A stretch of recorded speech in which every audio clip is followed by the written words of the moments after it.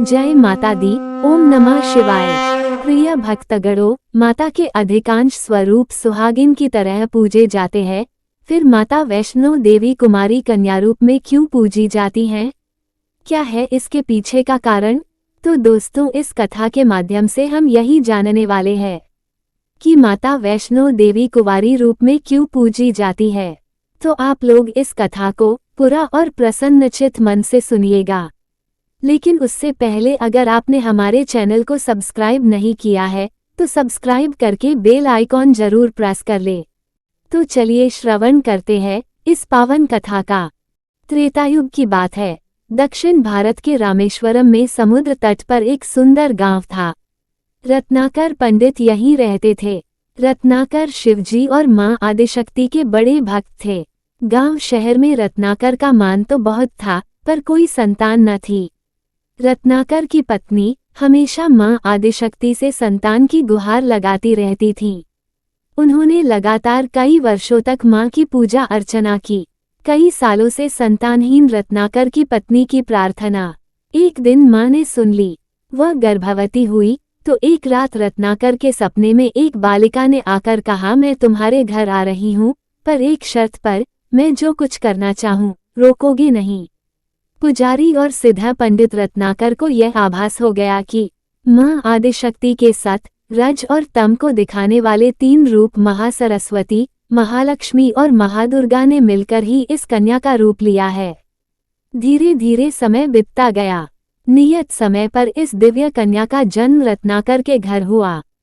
रत्नाकर को ये भी पता चल गया था कि ये कन्या मां आदिशक्ति ने धर्म की रक्षा के लिए ही प्रकट की है। रत्नाकर उसी भाव से कन्या का लालन पालन करने लगे। तीनों महाशक्तियों के मिलन के उस स्वरूप को उन्होंने त्रिकुटा नाम दिया।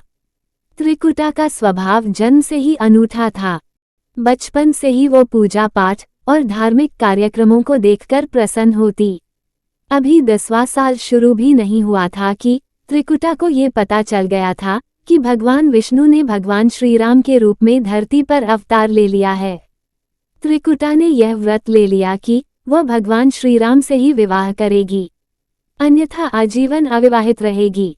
त्रिकुटा ने अपने पिता से कहा कि वह रामेश्वरम के तट पर रहकर तपस्या करना चाहती हैं। शर्त के मुताबिक रत्नाकर ने उसे नहीं रोका। 10 बरस की उम्र से ही त्रिकुटा समुद्र तट पर एक कुटी बनाकर रहने लगी। वह भगवान श्रीराम को पति मानकर उनको पाने के लिए कठोर तप करने लगी। इसी तरह घोर तप करते त्रिकुटा को बहुत बरस बीत गए। सीताहरण के बाद भगवान श्रीराम लक्ष्मण के साथ दलबल लेकर सीता की खोज करते हुए रामेश्वरम पहुँचे। श्रीराम को पुल बांधने तक यहाँ ठहरना था। भगवान एक दिन विचरण कर रहे थे, तभी समुद्र तट पर एक तेजस्विनी ध्यानमग्न कन्या को देख बहुत चकित हुए। उस कन्या के ओज और आभा से वो स्थान अलग ही रोशनी से प्रकाशित हो रहा था। भगवान श्रीराम कौतूहलवश उस कन्या के तपोस्थल तक पहुँचे। प्रभु ने उस कन्या से पूछा, तुम कौन हो देवी, और इतनी कम उम्र में इतना कठोर तप क्यों कर रही हो? ऐसी क्या अभिलाषा है जिसके लिए ऐसा घोर तप करने को विवश हो? कन्या ने भगवान को विनयपूर्वक प्रणाम करके अपना परिचय पंडित रत्नाकर की पुत्री त्रिकुटा के रूप में दिया, फिर अपनी प्रतिज्ञा बताई।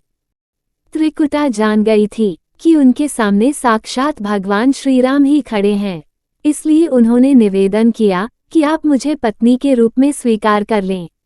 इस पर भगवान श्रीराम ने कहा, यह संभव नहीं है, मैं एक पत्नीक रहने के संकल्प से बंधा हूँ। अपनी पत्नी के अपहर्ता को दंड देने के लिए यहाँ तक सेना सहित आया हूँ। त्रिकुटा को ये सुनकर आघात पहुँचा। उन्होंने अपने कठोर तप का वास्ता दिया और भगवान से विवाह करने की पुनः याचना की। त्रिकुटा ने कहा, प्रभु, क्या मेरा ये तप व्यर्थ गया? मेरे तप में वो शक्ति नहीं कि आपको प्राप्त कर सकूं। मेरा तप अभी कम है, तो मैं इसे और कठोर करूंगी और तब तक जारी रखूंगी जब तक मेरी अभिलाषा पूरी नहीं हो जाती। ये सुनकर भगवान श्री राम ने कहा, जब मैं सीता का पता लगाकर लौटूंगा तब तुम्हारे पास आऊंगा। यदि तुम मुझे पहचान लोगी तो मैं तुम्हारी इस बात पर सही निर्णय करूंगा। त्रिकुटा को इस बात से बड़ी प्रसन्नता हुई कि उनका तप सफल है। भगवान ने उन्हें वरण का एक आश्वासन दिया है। अब उन्हें अपने स्वामी की परीक्षा में उत्तीर्ण होना है। इस प्रसन्नता के भाव से भरकर त्रिकुटा का उत्साह और बढ़ गया। उन्होंने और कठिन तप करना आरंभ किया। उनके तप का प्रभाव ऐसा था कि उनकी कुटी के आसपास का पूरा क्षेत्र एक अलग प्रकाश से प्रकाशित होता था। भगवान श्रीराम ने रावण के साथ युद्ध करके उसे हराया। विभीषण को लंका का राजा बनाकर अपनी पत्नी, भाई और समस्त सेना के साथ वह अपने नगर को लौटने लगे। प्रभु लंका विजय के बाद पुष्पक विमान पर सवार होकर लौट रहे थे। उन्हें त्रिकुटा को दिया अपना वचन भी पूरा करना था। रामेश्वरम के तट पर पहुंचते ही भगवान ने विमान रुकवा दिया। सभी कौतूहल में पड़ गए तो प्रभु ने उन्हें कुछ पल की प्रतीक्षा करने को कहा। उसके बाद वो अकेले ही चल पड़े। सारी सेना भगवान की आज्ञा के अनुसार वहीं ठहरकर उनकी प्रतीक्षा करने लगी। श्रीराम ने एक अत्यंत बुरे ब्राह्मण का वेश बनाया और देवी त्रिकुटा के पास जा पहुंचे। प्रभु उनके पास कुछ पल रुके पर त्रिकुटा उन्हें पहचान ही न सकी। भगवान ने उन्हें अवसर दिया पर उनकी लीला को देवी त्रिकुटा भांप न पाई। तब भगवान श्रीराम अपने असली रूप में आ गए। उन्होंने त्रिकुटा से कहा, देवी, मैं आपको दिए वचन के अनुसार आपके पास आया था, परंतु आप इस परीक्षा में सफल न हो पाईं। वैसे भी इस जन्म में सीता से विवाह कर मैंने एक पत्नीव्रत का प्रण लिया है, इसलिए तुम्हारे साथ विवाह तो असंभव ही था। देवी त्रिकुटा कुछ निराश हो गईं। भगवान ने उनकी मनोस्थिति समझ ली और मधुर वचन में बोले।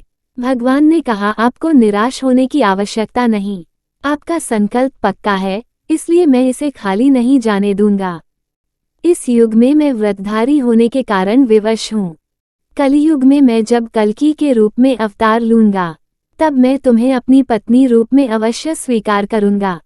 तब तक तुम हिमालय स्थित त्रिकूट पर्वत पर जाकर तप करो और मेरे अवतार की प्रतीक्षा करो। भगवान ने उन्हें वरदान देते हुए कहा, तुम भक्तों के कष्ट और दुखों का नाश करते हुए इस संसार का कल्याण करती रहो।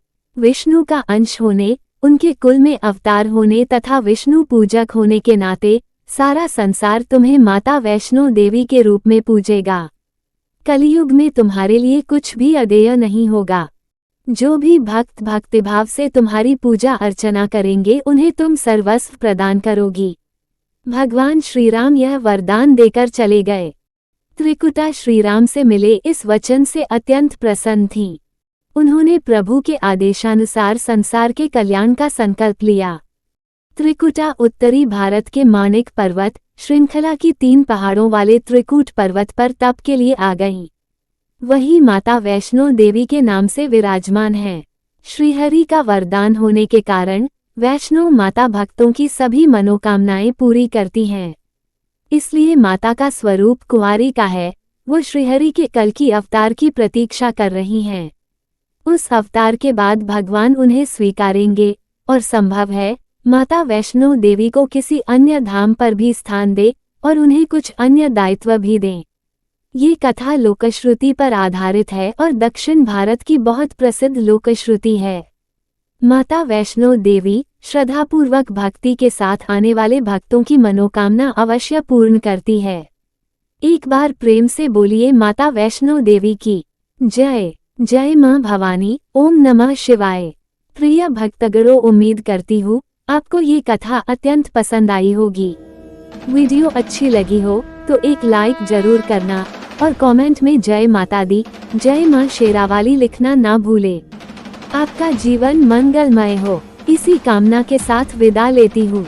मिलते हैं नेक्स्ट वीडियो में, तब तक के लिए नमस्कार।